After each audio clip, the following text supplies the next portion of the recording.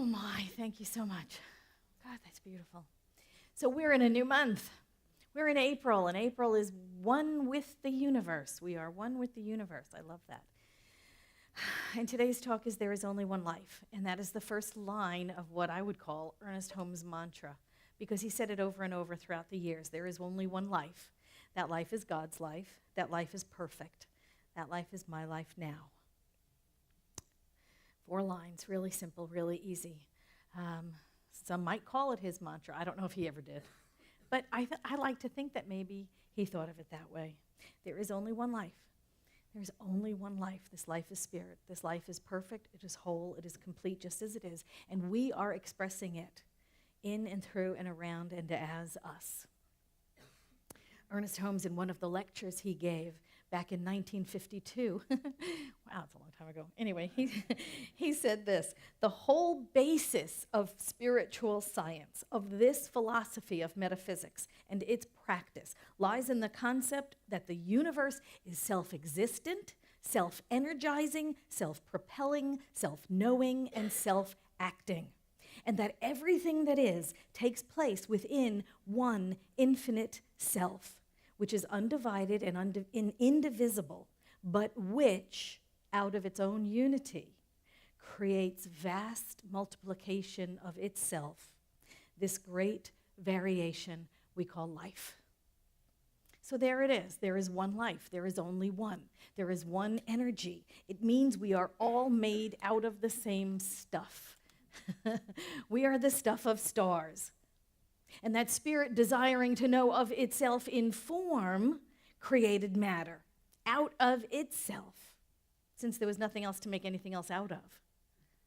So what is matter but energy in form? The same energy that beats our heart, that digests our food, that keeps the planets in their orbit, burns with the white-hot intensity of the sun, is also the chair you're sitting on.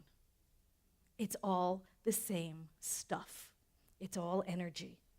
And Niels Bohr was a Danish physicist, and he made really foundational contributions to understanding atomic structure and quantum theory.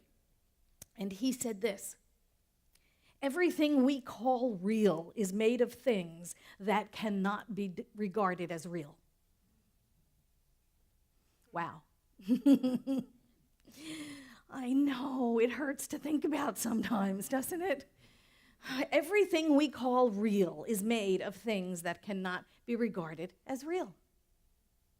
So we have to think of life in terms of energy, frequency, and vibration. Energy, frequency, and vibration. Quantum physicists tell us that energy is potential, waves of possibility,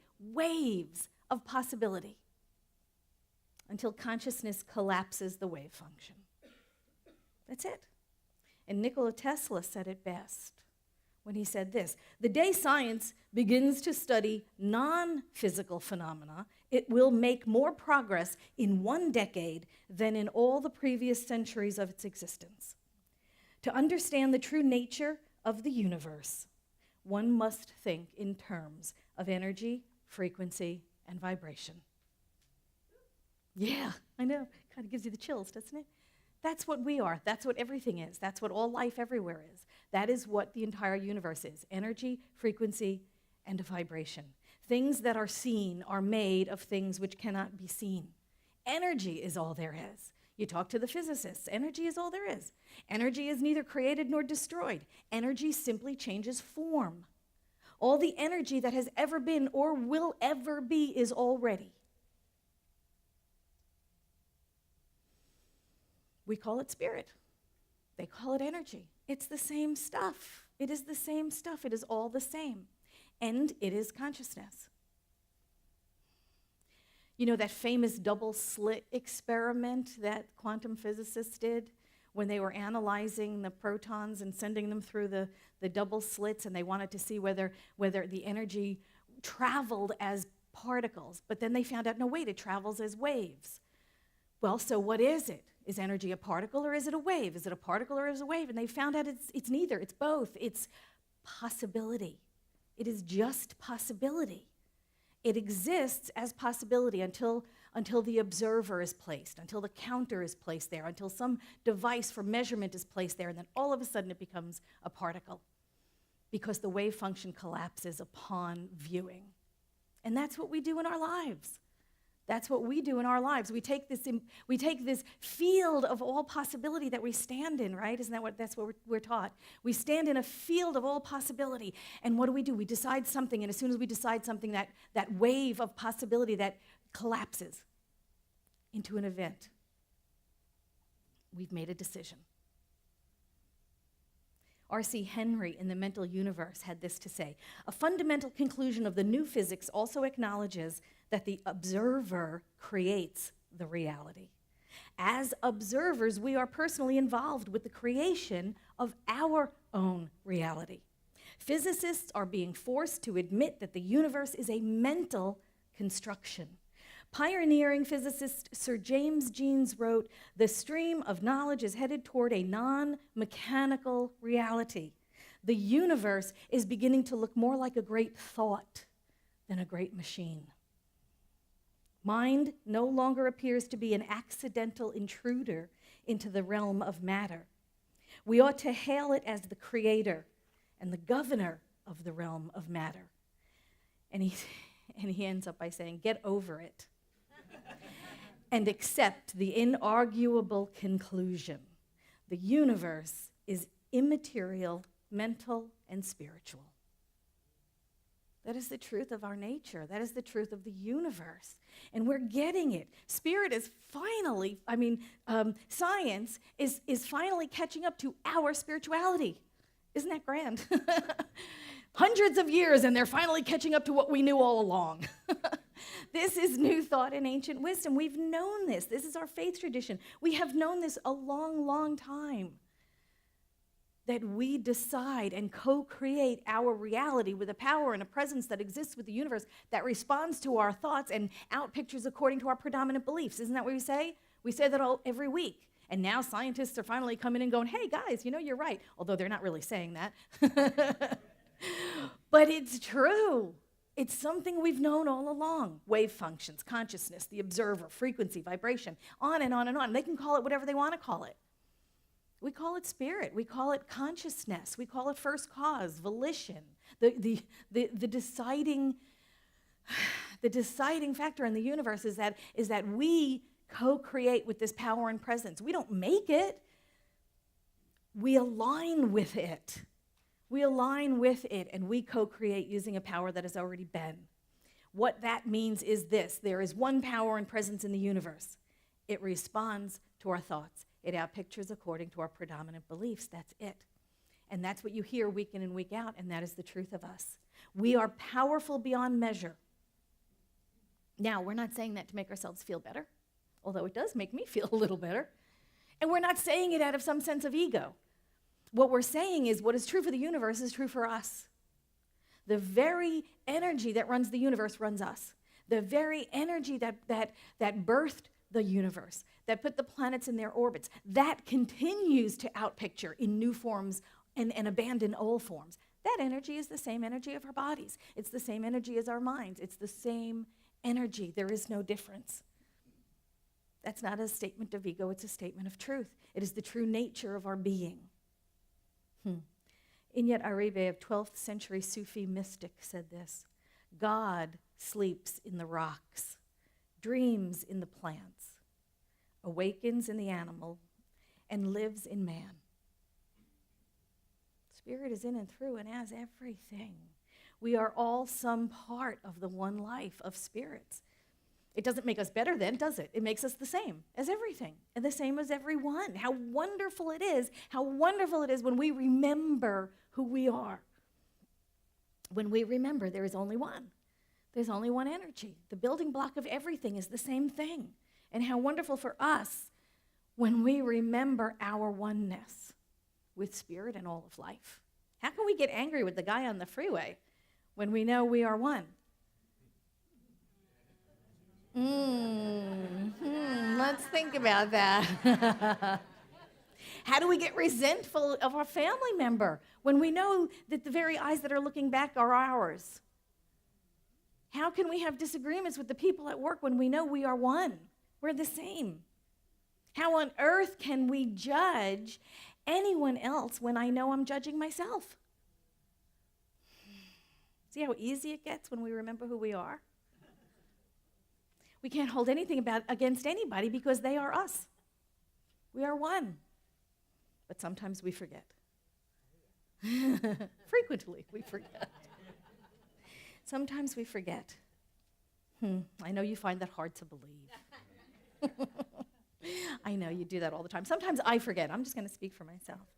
I forget. And we fall into the illusion of separation. We forget that we are the divine in form. And we fall into the us and them paradigm. Oh my God, how often does that happen? We begin to believe the illusion that we've created in our own minds. Right? How ridiculous is that? We know the truth, and yet, because we see with eyes that are limited, that can't see the oneness of all life, we begin to think that we are separate individuals. We think that there is an us and them. We begin to think that we're all by ourselves here, and that we're alone, and that we're frightened. And then when we forget who we are, we start acting out of this belief of separation. And then the belief leads us right to hell. It always does. We're alone. Oh my God, I'm all in this by myself. How am I going to do this? I've got to figure this out. I've got to get this out of this all by myself. We begin to believe our own story that we've made up in our own heads. Now, I know we don't independently create our challenges. I know we co-create the life we live. But I know that we don't independently create our challenges. Like which one of you manifested the economy tanking? Come on, fess up. Now's the time. Tell me, which one of you was it that manifested the crappy economy? See, really, no, it's not. It's not about that. It's a human race consciousness thing. It is a human race consciousness thing. There is not one of us responsible for the economy going to hell in 2008. What we're responsible for is our own response to it, our own response to our situation. We are responsible for our reactions.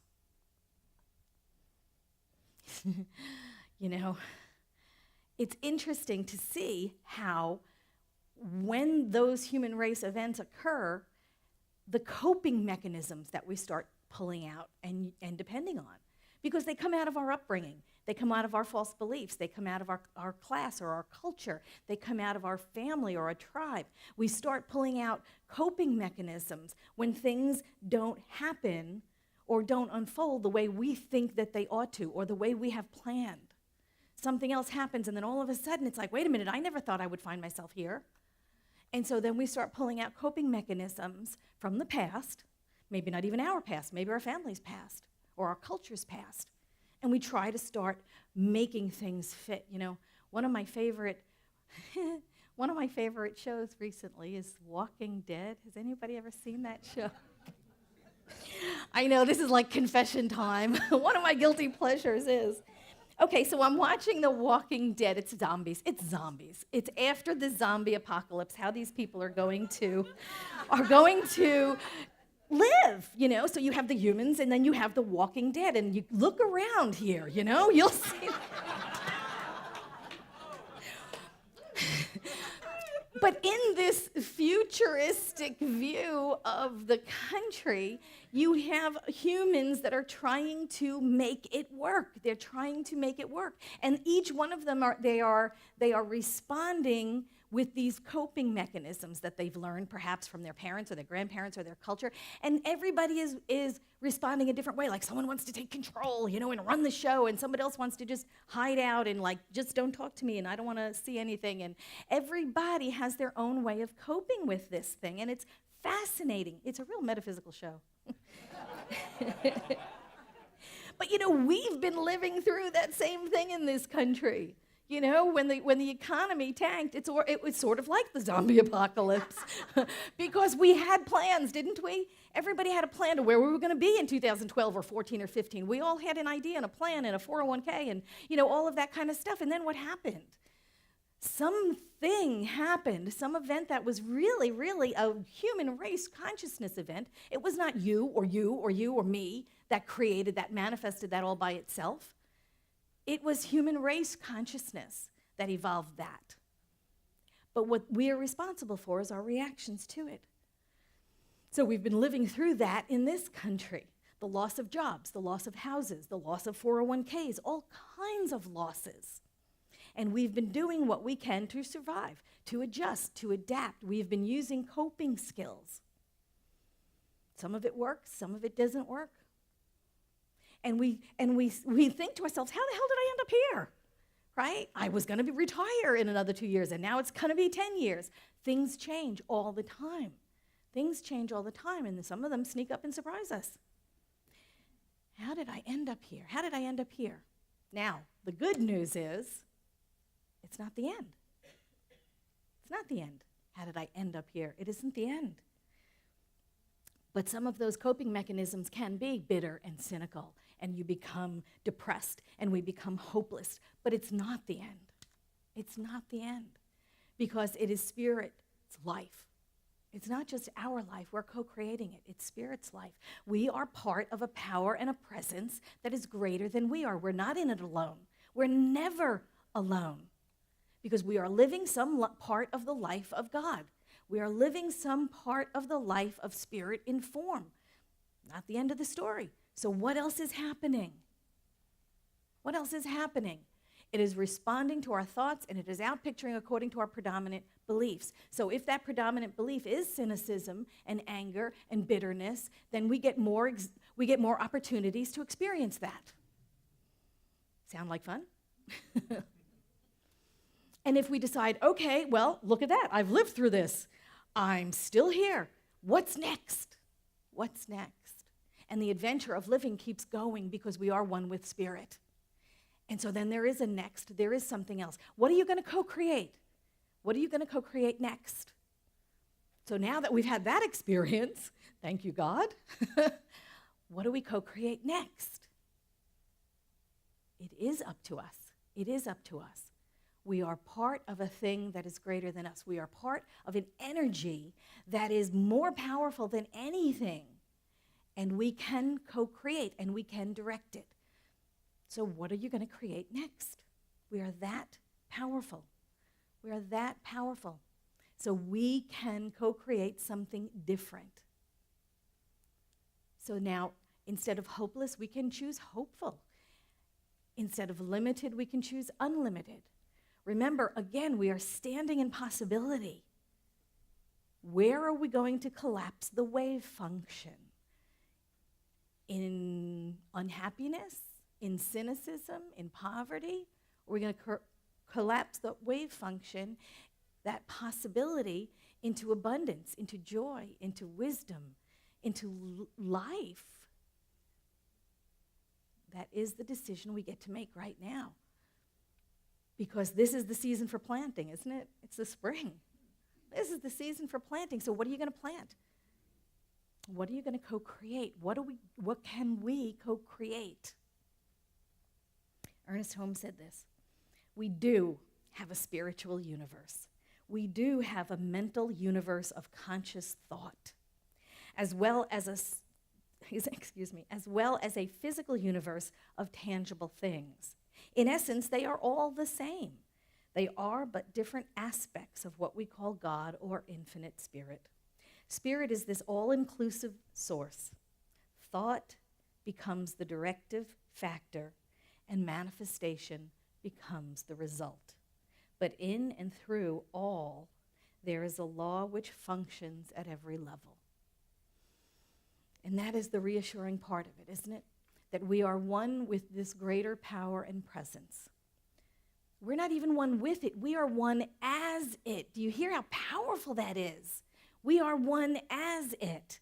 That energy which runs the universe is the energy that we are using and we are aligning with to co-create our lives, to collapse that wave function, and to create from infinite possibility to create an actuality for our lives. That's just so powerful and optimistic. So let's this month, while we're having this conversation of one with the universe, let's this month put into the law what we would have create, what we would have create, instead of someone else's idea for our lives. Let's put powerfully into the law what we will create. And let's create something fabulous together. Are you with me? Yes. Thank you so much.